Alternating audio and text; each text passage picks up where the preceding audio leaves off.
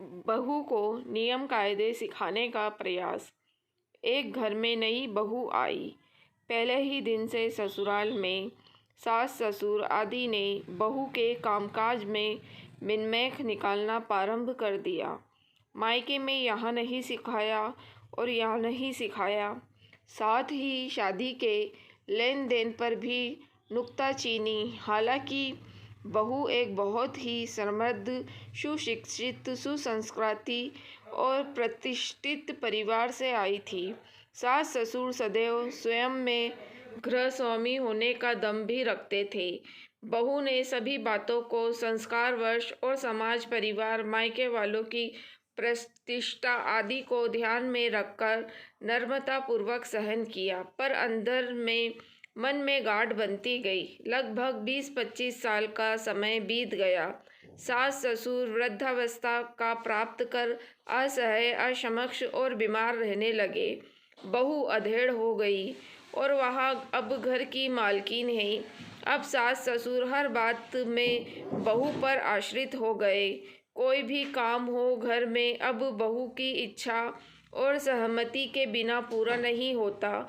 बहू आज भी सास ससुर के सभी काम जिम्मेदारी से करती है, पर मन में 20-25 सालों से पनपी गांठ पीड़ा देती है और सास ससुर के प्रति वह समर्पण भाव नहीं रहता जो होना चाहिए। यह बात सास ससुर भी महसूस करते हैं, पर अब वे अशक्त और परवश है। यह कथा अनेक घरों की है। किसी भी घर में जब बहू आती है तो उसका स्वागत भविष्य में होने वाली घर की मालकिन के माफिक नहीं किया जाता है और उसे ससुराल के नियम कायदे सिखाने का प्रयास किया जाता है। हर घर में काम करने की प्रथा अलग होती है। बहू को निश्चित समझने में समय लगता है, उसे समय देना चाहिए। ससुराल वाले यह भी भूल जाते हैं कि वे एक सुसंस्कारित और प्रतिष्ठान परिवार की बेटी ब्याह कर लाए हैं, और क्या यह उचित नहीं होगा कि प्रतिष्ठित और संस्कारित बहू के कुछ आचार विचार ससुराल वाले भी अपना लें।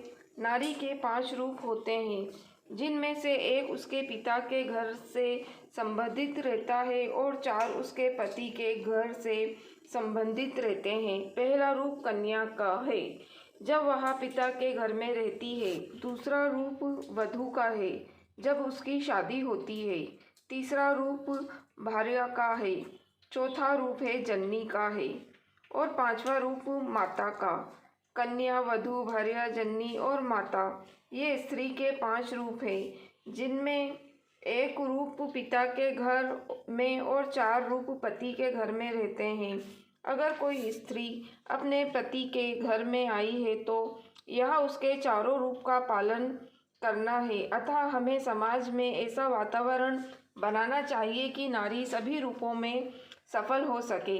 दोस्तों, अगर आपको कहानी पसंद आई है तो आप मेरी वीडियो को लाइक ज़रूर कीजिएगा और मेरे चैनल वॉइस ऑफ नीलोफर को भी सब्सक्राइब ज़रूर कीजिएगा। Thank you for watching.